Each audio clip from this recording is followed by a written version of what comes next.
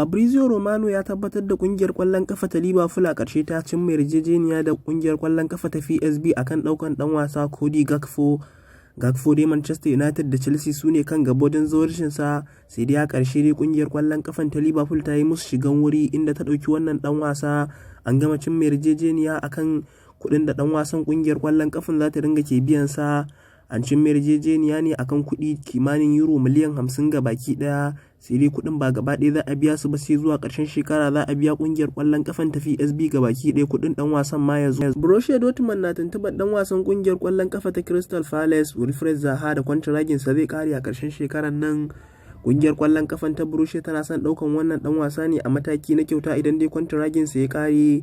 Babban burin wannan ɗan wasa dai bai wuce fafata gasar cin kofin zakarin nahiyar Turai ba.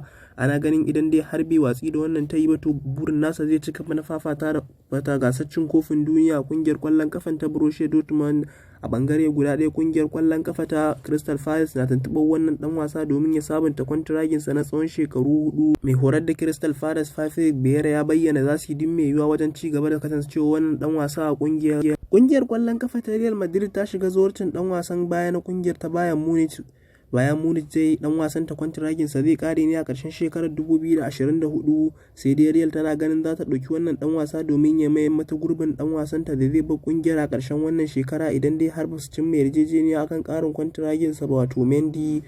Dan wasan Alphonso Davies dai ana ganin salansa dai na kungiyar kwallon kafa ta Real Madrid ya zo daya.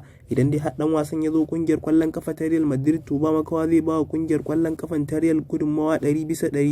Sai dai abin tambaye shine kungiyar kwallon kafa ta Bayern Munich za ta bar wannan gwarzon dan wasan nata ya bar kungiyar kwallon kafan a wannan shekara. Duba da dan wasan yana daga cikin taurarin yan wasan kungiyar kwallon kafa ta Bayern Munich da suke haskaka. Dan wasan kungiyar kwallon kafa ta Chelsea na baya Reece James ya kama samun rauni.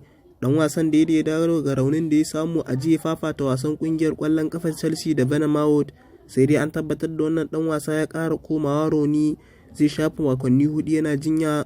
Dan wasan dai yana ta samun rauni musamman a wannan kaka sanadiyar da raunin da dan wasan ya samu ne bai fafata gasar cin kofin duniya da tawagar kungiyar kwallon kafa ta kasar Ingila ba. Sai dai dan wasan ya bayyana wannan raunin da ya samu ba komai bane ba, wani kalubale ne yake fuskantar sa a harkar kwallon kafa, inda ya bayyana zai jajirce wajen ci gaba da kwazo idan dai har ya dawo daga raunin da ya samu. Dan wasan kungiyar kwallon kafa ta Chelsea Hakim Ziyech na laliban makomasa a kungiyar. Dan wasan dai babban muradinsa shine fafata wasa a kungiyar kwallon kafa ta Chelsea mako bayan mako, sai dai yana ganin daman nan ba lallai ta samu ba, musamman karkashin jagorancin Graham Potter ya fi son ya amfani da dan wasa na kungiyar kwallon kafa da suka siya daga Manchester City wato Raheem Sterling. Kungiyar kwallon kafa ta AC Milan dai har yanzu na zawarcin wannan dan wasa dan asalin kasar Morocco, inda take son za ta dauki wannan dan wasa koda a mataki na aro ne. Da yarjejeniya idan dan wasan ya yi mata za ta siye shi, sai dai mai horar da kungiyar kwallon kafa ta Chelsea ya bayyana idan dai har wannan dan wasa ya haƙuri zai dinga fafata wasa a kungiyar tasu. A yanzu kungiyar kwallon kafa Chelsea ita ce kan gaba wajen zawarcin dan wasa yau Felix.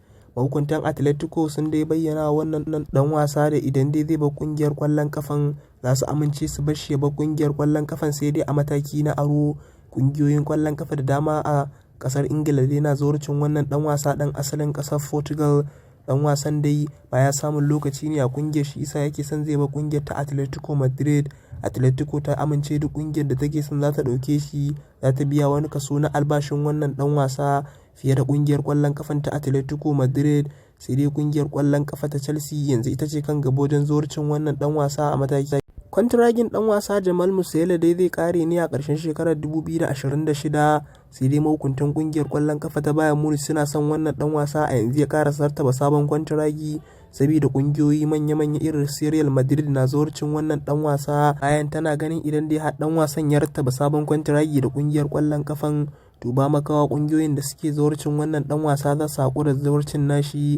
Dan wasan kungiyar kwallon kafa ta Tottenham Hotspur na gaba Harry Kane kaftin din kungiyar kwallon kafan. A binciken da muka yi muku dan wasan tunda mai horar da kungiyar kwallon kafan ya zo Antonio Conte, wannan dan wasa bai taba kin fafata wasa a kungiyar kwallon kafan ba, da kankantar wasa kuma don girman wasa mai horarwa yana fito da wannan dan wasa. A yanzu haka dan wasan ya samu nasarar zar kwallaye 13 a gasar Premier ta kasar Ingila, sai dai babban muradin wannan dan wasa bai wuce lashe gasa ba, inda dan wasan yake son ya samu nasarar daga kofi kwantaragin wannan dan wasa zai kare ne a ƙarshen shekarar 2024.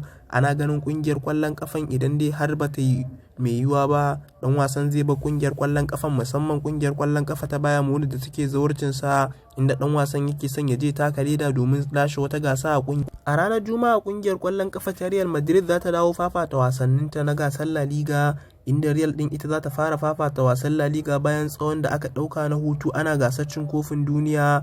Mai horar da kungiyar kwallon kafa ta Real Madrid Carlo Ancelotti ya tabbatar da Karim Benzema, kaftin din kungiyar kwallon kafan, ya murmure daga raunin da ya samu, inda ya tabbatar da dan wasan 100% zai fafata wannan wasan da za su fafata da kungiyar kwallon kafa ta Real Valladolid da misalin karfe 9:30 na dare. Ana ganin idan dai har kungiyar ta dawo daga sashinta to za ta ba wa kungiyar kwallon kafa ta Barcelona wato matsi a gasar. Robert Lewandowski 'yan jarida sun tattauna da shi, inda aka dinga tambayarsa game da abubuwan da dan wasan yake so a harkarsa ta kwallon kafa. Dan wasan ya bayyana 'yan wasannin kungiyar kwallon kafa ta Barcelona wanda ya fi shakuwa da su shine mai tsaron raga kungiyar kwallon kafan ta Barcelona Ter Stegen, da kuma dan wasansa na tsakiya Frenkie de Jong dan asalin kasar Netherlands, inda ya bayyana shi fatatu baya burge shi. Dan wasan dai ya bayyana dan wasa Lionel Messi yana fatan kafin ya karkare fafata wasansa zai fafata wasa da kwan wasa Lionel Messi a koda a kungiyar kwallon kafan ta Barcelona ne. Babban muradin wannan dan wasa ya bayyana shine ya ajiye takalminsa a kungiyar kwallon kafa ta Barcelona, inda dan wasan ya bayyana yana sa rai nan da shekara 5 ma zai fafata wasa, a inda yake jinsa kamar wani matashi ne dan shekara 25 da yake fafata wasa a kungiyar kwallon kafan Barcelona. Mahukuntan kungiyar kwallon kafa ta Chelsea sun maida hankalinsa akan dan wasa Jorginho domin ya rattaba sabon kwantiragi, sai dai kungiyar ta tura masa tayin kwantiragi na farko, dan wasan yayi watsi da wannan tayi. Ana ganin kungiyar kwallon kafa ta Barcelona take zuwarcinsa shine dan wasan ya mai da hankali domin ya rattaba sabon kwantiragi da Barcelona. Chelsea dai ta mai da hankali akan dan wasa Jorginho saboda dan wasa N'Golo Kante raunin da yake samu, ba lallai dan wasan ya dawo ya ci gaba da fafata wasa 100% a kungiyar kwallon kafan tasu ba, shi yasa suka mai da hankali. Dan wasa ma ne ya fara daukan horo shi kadai. Dan wasan daidai ya samu rauni a fafatawa wasan kungiyar kwallon kafa ta Bayern Munich a gasar DSP Pokal, inda ma raunin da ya samu ne bai fafata gasar cin kofin duniya ba da tawagar kasar Senegal. Sai dai an hango dan wasan ya fara daukan horo shi kadai. Ana sa rai daga sabbin da Liga za a dawo fafata wasa a wannan mako, duka sauran gasoshi da za su ringa fafatawa. Babban muradin wannan dan wasa shine dawowa ya ci gaba da fafata wasa a kungiyar kwallon kafa ta Bayern Munich. Liverpool ita ce kan gaba wajen zawarcin dan wasan kungiyar kwallon kafa ta Borussia Dortmund Bellingham. Real Madrid ma har yanzu na zawarcin wannan dan wasa, sai dai kungiyar kwallon kafa ta Liverpool a yanzu ta fi kungiyar kwallon kafa ta Real Madrid mai da hankali wajen daukan dan wasan dan asalin kasar Ingila. Dan wasan dai ana ganin nan gaba zai zama wani a harkar kwallon kafa, musamman a 'yan wasanni na mataki na tsakiya. Shi yasa Liverpool take son za ta dauki wannan dan wasa domin ya mai mata gurbin dan wasa kaftin din kungiyar Jin Henderson da zai kuma wani bar kungiyar kwallon kafan saboda tsawon shekaru. Kungiyar kwallon kafa ta Real dai ta tura tayin euro miliyan 100, sai dai Borussia Dortmund dai ta yi watsi da wannan tayi. Ana ganin Borussia Dortmund dai ba za ta bar wannan dan wasa ya ci gaba da kasancewa ba zuwa watan. Dukkan mai yarjejeniya da dillalin dan wasan kungiyar kwallon kafa ta Barcelona na baya Alexandre Balde akan karin kwantiragin sa.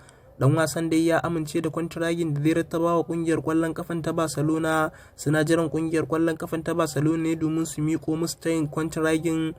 Dan wasan dai kwantiragin sa zai kare a karshen wannan shekara ta 2023, sai dai duba da yanayin kamun ludayin wannan dan wasa da hazakarsa, kungiyar kwallon kafa ta Barcelona karkashin jagorancin Xavi sun amince dan wasan ya rattaba sabon kwantiragi na tsawon shekaru 8 da kungiyar kwallon kafan ta Barcelona, da yarjejeniyar release clause na barin wannan dan wasa idan dai har kungiya tana son daukan sa. An bayyana wata kungiya da ba a faɗi sunanta a nahiyar Turai ta tura wa kungiyar kwallon kafa ta Benfica ta yin euro miliyan 100 ga dan wasanta na tsakiya Enzo Fernandez dan asalin kasar Argentina da ya taka muhimmiyar rawa a gasar cin kofin duniya. Sai dai kungiyar kwallon kafan ta Benfica ta yi watsi da wannan tayi na euro miliyan 100, inda ta bayyana duk kungiyar da take son daukan wannan dan wasa sai ta biya kuɗi euro miliyan 120. Sannan kungiyar kwallon kafan ta Benfica za ta saurari kowace kungiya da take son daukan wannan dan wasa. Kungiyar kwallon kafa ta Chelsea ta shiga zuwarcin dan wasa Garnacho na Manchester United. Kwantiragin dan wasan Garnacho dai zai kare ne a ƙarshen shekarar 2023, sai dai mahukuntan kungiyar ta Manchester sun fara tuntuɓar dan wasan akan ya sabunta kwantiragin sa. Babban muradin kungiyar kwallon kafa ta Chelsea shine ta tara matasan 'yan wasanni waɗanda za ta more su a nan gaba. shi sa kungiyar kwallon kafan ta Chelsea take ta zuwacin 'yan wasanni masu karancin shekaru. Sai dai dan wasan Garnacho ana ganin ba lalle ma ya amince da tayin kungiyar kwallon kafa ta Chelsea ba, zai amince ya ci gaba da kasancewa da kungiyar kwallon kafa ta Manchester United gaba daya.